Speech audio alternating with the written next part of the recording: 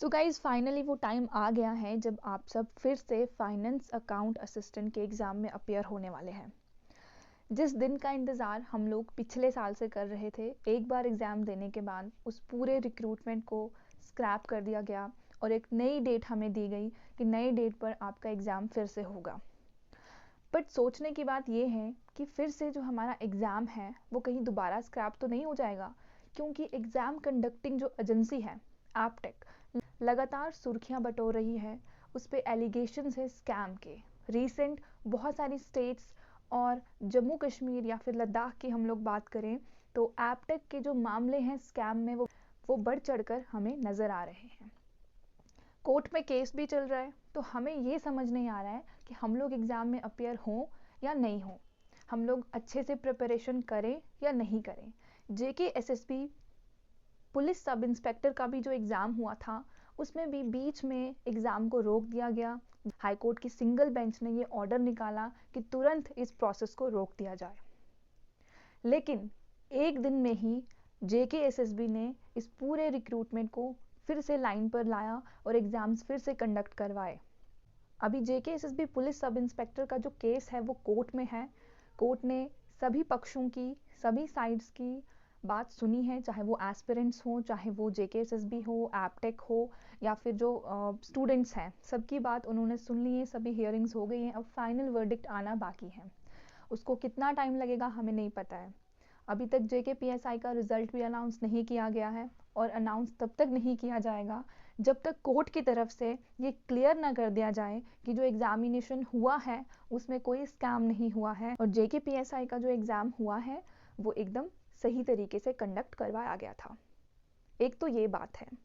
अब secondly finance account assistant का जो एग्ज़ाम हो रहा है उसको भी एप्टेक ही कंडक्ट करने वाली है। ऑलरेडी फाइनेंस अकाउंट असिस्टेंट का एक केस हाई कोर्ट में चल रहा है जिसकी हियरिंग होने वाली है 13 मार्च को, और 16 से हमारे एग्ज़ाम्स जो हैं वो स्टार्ट होने वाले हैं फा के। मुश्किल तो उन लोगों के लिए है जिनका पहले एग्ज़ाम क्लियर हो गया था और हमने देखा किस तरीके से वो लोग फूट फूट कर सड़कों पर रो रहे थे, जिनके मुंह से नौकरियां छीन ली गई, जो वेट कर रहे थे कि हमारी जॉब लगेगी तो हम लोग शादी करेंगे, हम लोग अपना फ्यूचर प्लान करेंगे। फैमिली में कुछ दिक्कत थी, बहन की शादी थी, खुद की शादी थी या भाई को पढ़ाना था, ऐसी बहुत सारी समस्याएं होती हैं फैमिली में। उनको लगा कि अब एग्ज़ाम क्वालिफाई हो गया है तो हम लोग अब अच्छे से अपनी ज़िंदगी जी सकते हैं। कई बच्चों के तो दोनों एग्ज़ाम क्वालिफाई हुए थे, finance account assistant as well as JKPSI. तो जब जेकेपीएसआई का एग्ज़ाम को कैंसिल किया गया तो उनको लगा कि कोई बात नहीं, हमारे पास फाइनेंस अकाउंट असिस्टेंट तो है ही। झटका उनको तब मिला जब दोनों ही रिक्रूटमेंट्स को एकदम से कैंसिल कर दिया गया। जल शक्ति डिपार्टमेंट के साथ भी यही हुआ और रिसेंटली जितने भी एग्ज़ाम जम्मू कश्मीर में हुए हैं उन पर एलिगेशंस हैं ह्यूज स्कैम के। इस समय सभी फाइनेंस अकाउंट असिस्टेंट के एस्पिरेंट्स एक लड़ाई लड़ रहे हैं खुद से, अपनी फैमिली से, अपनी सोसाइटी से, जेकेएसएसबी से, एप्टेक से, हाई कोर्ट से, और इस बीच उनको अब एग्ज़ाम में अपियर भी होना है। बहुत मुश्किल वक्त है उन लोगों के लिए जिनका पहले एग्ज़ाम क्वालिफाई हो गया था। अब उनको फिर से अपनी क्रेडिबिलिटी शो करनी है इस एग्ज़ाम में। उनके लिए ये ज़्यादा प्रेशराइज है कि एक बार एग्ज़ाम क्लियर होने के बाद क्या इस बार उनका एग्ज़ाम क्लियर होगा, क्योंकि अगर नहीं हुआ तो फिर लोग उनको भी उस कटघरे में खड़ा करेंगे कि तुमने भी स्कैम किया था, तभी तुम्हारा लास्ट टाइम एग्ज़ाम क्वालिफाई हुआ था। Same with the case with the JKPSI aspirants. कई सारे बच्चे ऐसे हैं जिनके पिछली बार 100 से ज़्यादा मार्क्स थे, लेकिन इस बार वो 100 से नीचे गिर चुके हैं। तो वो भी परेशान है कि वो करें तो करें क्या। कितनी बार हम लोगों को ये दिखाना पड़ेगा कि हम लोग इस जॉब के कैपेबल हैं, हम लोग एग्ज़ाम पढ़ाई करके देते हैं। कितने सारे एस्पिरेंट्स ऐसे थे पहले जिन्होंने फिज़िकल की तैयारी कर ली थी जेकेपीएसआई की, और कितने लोग अभी फिज़िकल की तैयारी कर रहे हैं, वो कंटिन्यू जाते हैं रनिंग करने, वेट लूज़ कर रहे हैं, रनिंग कर रहे हैं। अभी एग्ज़ाम कैलेंडर आ गया है, पता ही नहीं है कि एग्ज़ाम होगा या नहीं होगा। एग्ज़ाम कैलेंडर है बट इतनी अनसर्टेनिटी है यहाँ के रिक्रूटमेंट प्रोसेस में कि एकदम से एग्ज़ाम वाले दिन ही एग्ज़ाम कैंसिल हो जाता है, जैसे कि हमने लास्ट टाइम एसआई के केस में देखा था। तो अब करें क्या? असली मुद्दा यहाँ पर ये है कि अगर आप चाहते हैं फाइनेंस अकाउंट असिस्टेंट के एग्ज़ाम को क्वालिफाई करना, सबसे पहले आप क्यों चाहते हैं? देखिए, सिंपल सी बात है, सभी लोग यही कहेंगे, कोई भी ये नहीं कहेगा कि मुझे अकाउंट असिस्टेंट बनना है इसलिए मुझे ये जॉब चाहिए। नहीं, हम लोगों को बस एक सरकारी नौकरी चाहिए जिसमें हमें एक सेफ्टी मिले, एक सिक्योरिटी ऑफ टेन्योर मिले और सरकारी नौकरी का टैग मिले, जिसकी वजह से सोसाइटी में हमारी जो प्रेस्टीज है वो और इम्प्रूव हो जाए, लोग हमें इज्जत के साथ देखना स्टार्ट करें और हमारी शादी भी अच्छे घरों में हो जाए। ऐसा ही होता है, फैमिली भी यही कह रही है, कोई बात नहीं, फाइनेंस नहीं हुआ तो JKPSI, ऐसा ही नहीं हुआ तो VLW, हम लोगों को सरकारी नौकरी ही चाहिए होती है। तो कमेंट बॉक्स में आप बताना कि आप इस एग्ज़ाम में क्यों अपियर हो रहे हो। क्या आपको फाइनेंस अकाउंट असिस्टेंट ही बनना है या फिर बस एक सरकारी नौकरी चाहिए जो आपको एक सिक्योरिटी प्रोवाइड कर सके। अब हम लोग बात करेंगे लास्ट के कुछ दिन, आप लोगों के पास लगभग 10 दिन का समय है। लास्ट के 10 डेज में आप लोग किस तरीके से अपना रिवीजन करेंगे, क्योंकि पढ़ाई तो अब होगी नहीं, अब जो होगा वो रिवीजन होगा। किस तरीके से आप रिवीजन करेंगे कि आपका जो एग्ज़ाम है वो क्वालिफाई हो जाए, ये सभी बच्चों के लिए है। तो आपको एक दिन में एक कंपोनेंट को ख़त्म करना है। जी हाँ, आपको आज के दिन स्टार्ट कर लो, आज से स्टार्ट कर लो, आपको आज जीके को ख़त्म करना है। जीके बहुत वास्ट है, आई नो, बट पढ़ना अब तो नहीं है आपने, अब आपने सिर्फ रिवाइज ही करना है। जम्मू कश्मीर के करंट अफेयर और नेशनल और इंटरनेशनल इंपॉर्टेंस के करंट अफेयर बहुत अच्छे से पढ़ के जाना, यहाँ से आप लोगों को 5-6 नंबर आ ही जाएंगे। ठीक है, अगर आप ये दो कंपोनेंट, जम्मू कश्मीर का current affair as well as national और इंटरनेशनल करंट अफेयर पढ़ के जाते हैं, तो नेशनल और इंटरनेशनल करंट अफेयर और जम्मू कश्मीर का करंट अफेयर हम लोग करवा चुके हैं हमारे चैनल पे, और जिन लोगों ने हमारे कोर्सेज खरीदे हैं उनको वहाँ पर PDFs मिल जाएंगे, राइट? आप लोग वहाँ से कवर कर लो। हिस्ट्री, जियोग्राफी, डेमोग्राफी और जम्मू एंड कश्मीर का जो सेपरेट पार्ट दिया हुआ है वो बहुत अच्छे से आपने पढ़ना है। तो अब आपको सिर्फ 6 घंटे की ही नींद करनी है। अर्लियर आप लोग 8 घंटे तक ले सकते थे, बट अभी बहुत कम समय है, तो आप लोगों को 6 घंटे की नींद लेनी है। हाँ, पढ़ाई के दौरान आप लोग गैप ले सकते हैं, प्रॉपर आप लोग गैप लें, उसमें आप लोग थोड़ा टहल लो, थोड़ा पानी पी लो, थोड़े से पुशअप, एक्सरसाइज, जो भी आप करना चाहते हैं वो करें। डिस्ट्रैक्शन से बिल्कुल दूर रहें, कोई डिस्ट्रैक्शन आपके पास नहीं होना चाहिए। फ़ोन को आप लोगों ने फ्लाइट मोड पे कर देना है या फिर डू नॉट डिस्टर्ब मोड में कर देना है और बार बार फ़ोन चेक नहीं करना है।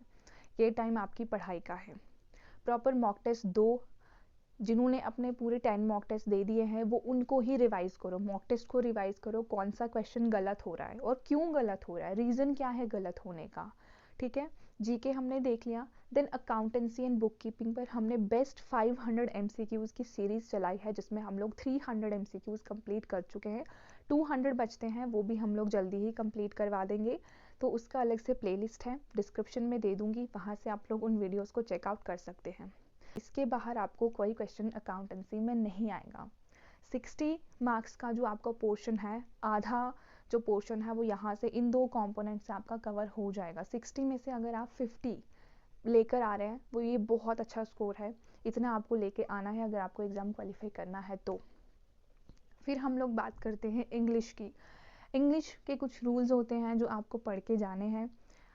बेसिक कॉमन सेंस से भी आप इंग्लिश को टैकल कर सकते हैं, ज़्यादा टाइम इन्वेस्ट करने की नीड नहीं है इंग्लिश पर, तो आप इतना ध्यान रखें। साइनोनियम एंटोनियम के भी हमने 1-2 वीडियोज़ अपलोड किए थे, तो वहाँ से आप लोगों को हेल्प हो जाएगा, और जिन्होंने मॉक टेस्ट कोर्सेज लिए हुए हैं उनको वहाँ पर PDFs वगैरह मिल जाएगी।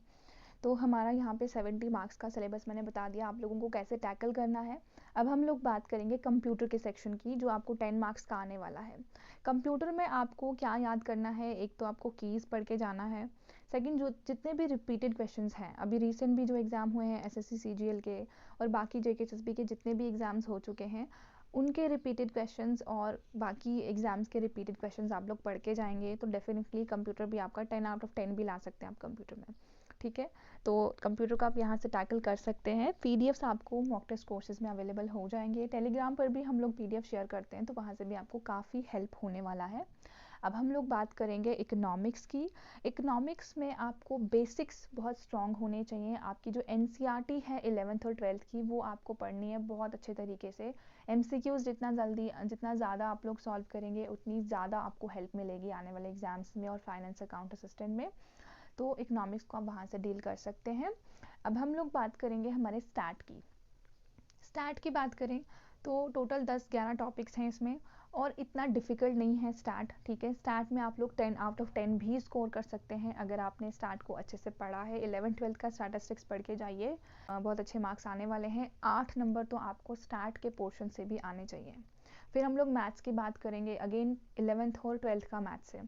देखिए मैथ्स सबको नहीं आता है and maths needs a practice. अब इतना कम टाइम है और अगर आप लोग अभी तक वेट कर रहे थे कि जब एग्ज़ाम आएगा हम लोग तब मैथ को पढ़ के जाएंगे, तो ये आपकी बहुत बड़ी मिस्टेक है। मैथ्स के लिए चाहिए होता है प्रैक्टिस, और प्रैक्टिस 5-6 दिन में नहीं होती है। आप ऐसा नहीं कह सकते कि एक टॉपिक में से आपने एक क्वेश्चन को सॉल्व कर दिया तो आपको वो टॉपिक कम्प्लीटली आता है। आपको 50s और 60s ऑफ क्वेश्चंस उस पर्टिकुलर टॉपिक्स पर सॉल्व करने हैं, तभी जाकर आपका वो वाला टॉपिक स्ट्रांग होगा। तो मैथ में कुछ ऐसे टॉपिक हैं जो इतने डिफ़िकल्ट नहीं हैं, और अभी भी अगर आप उनको अच्छे से प्रैक्टिस करते हैं तो 5-6 नंबर आप मैथ में स्कोर कर सकते हैं। जैसे कि सिंपल एंड कंपाउंड इंटरेस्ट हो गया, मैट्रिक्स और डिटर्मिनेंट्स हो गया, सेट थ्योरी हो गया, लीनियर इक्वेशन विद 2 वेरिएबल्स हो गया, प्रोबेबिलिटी हो गया।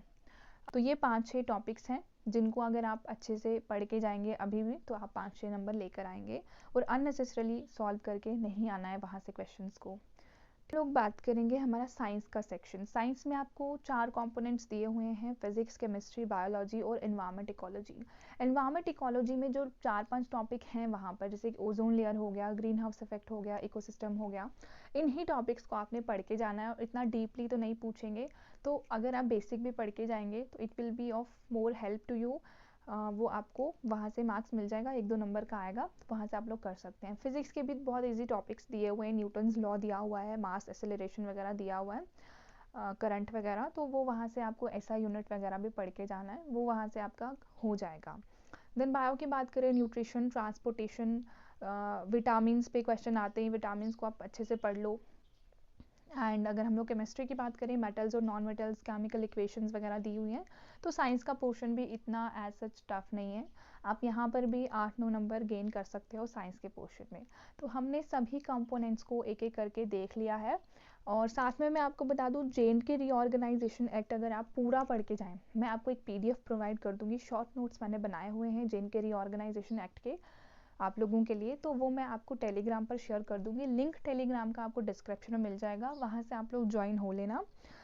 तो इस तरीके से आप पूरा, अगर फाइनेंस अकाउंट असिस्टेंट के सिलेबस को गो थ्रू करते हैं अगेन, तो आपका एग्ज़ाम क्वालिफाई होगा, एंड स्कोर आपका 95 से ऊपर आना चाहिए। ओपन मेरिट के लिए 90 अबव कैटेगरी जो भी है, अकॉर्डिंगली आप लोग देख सकते हैं, क्योंकि इतना कट ऑफ हर बार ही जाता है, इस बार भी जाएगा, ठीक है। मैं आपको अब कुछ ऐसी चीज़ें आप लोगों के साथ शेयर करना चाहूँगी जो एग्ज़ाम से रिलेटेड तो नहीं है, बट लाइफ में बहुत इंपॉर्टेंट होती है। सबसे पहला, कम्युनिकेशन। अपनी लाइफ में कोई एक ऐसा पर्सन ढूंढ लो जिसके साथ आप लोग कम्युनिकेट कर पाओ, in in every field, in every aspect. जैसे कि आजकल का यूथ जो है वो बहुत डिप्रेस, बहुत स्ट्रेस रहता है, तो आप लोगों की लाइफ में ऐसा कोई पर्सन होना चाहिए जिसके साथ आप अपनी फीलिंग्स शेयर कर पाओ, जिसको आप बता पाओ कि यार ऐसा चल रहा है लाइफ में, ऐसा चल रहा है, ये करना है, ये करना है। तो एक ऐसा पर्सन आपके साथ होना चाहिए जिसको आप लोग अपने इमोशंस और फीलिंग्स के बारे में बता सकते हैं। कम्युनिकेशन करें, बहुत बेनिफिट होगा। डिस्ट्रैक्शंस को दूर रखें, अभी के लिए आप कहीं बाहर मत जाइए। हाँ, अगर आप लाइब्रेरी जाते हैं तो ये बहुत अच्छी जगह है अभी के टाइम पर, क्योंकि लाइब्रेरी में सभी बच्चे जो हैं वो पढ़ रहे होते हैं, और जिस भी लाइब्रेरी में आप जाओगे जम्मू कश्मीर में, बच्चे इन एग्ज़ाम्स की तैयारी कर ही रहे होंगे, तो वहाँ से आपको एक कंपटीशन का फील आता है कि नहीं मुझे भी पढ़ना है, जितना ये पढ़ रहा है मुझे इससे ज़्यादा पढ़ना है। तो लाइब्रेरी एक बहुत अच्छा ऑप्शन होता है, लाइब्रेरी में जाके भी आप लोग स्टडी कर सकते हैं। वो माहौल, वो ऑरा आपको और मोटिवेट करेगा। तीसरी बहुत इंपॉर्टेंट चीज़ है ब्रेक्स लेना, एक्सरसाइज करना, मेडिटेट करना और प्रेयर करना। ये 2-3 चीज़ें अपनी लाइफ का पार्ट बना लीजिए आप लोग। सुबह उठते ही आप लोगों को प्रेयर करनी है, मेडिटेट करना है, एक्सरसाइज करनी है। और जब आप अपना स्टडी शेड्यूल बनाते हैं, इतना कॉम्पैक्ट मत करिए उसको, फ्लेक्सिबल रखिए अपने स्टडी शेड्यूल को। 1 घंटे की पढ़ाई के बाद आप लोगों को 15 मिनट का ब्रेक लेना है, ठीक है। उस 15 मिनट के ब्रेक में आप लोग पानी पीजिए, थोड़ा बाहर टहलिए, थोड़ा दूर तक देखिए, क्योंकि स्क्रीन के सामने अगर आप लोग पढ़ रहे हो तो आँखों में भी स्ट्रेस होने लगता है। तो आप लोग आई ड्रॉप का यूज़ कर सकते हैं, या फिर आप लोग ठंडा पानी जो है आँखों पर मार सकते हैं, जिससे आँखें थोड़ी रिलैक्स हो जाएंगी। और दूर तक अगर आप देखेंगे या ग्रीन चीज़ों को अगर आप देखेंगे तो उससे भी काफ़ी हेल्प होती है।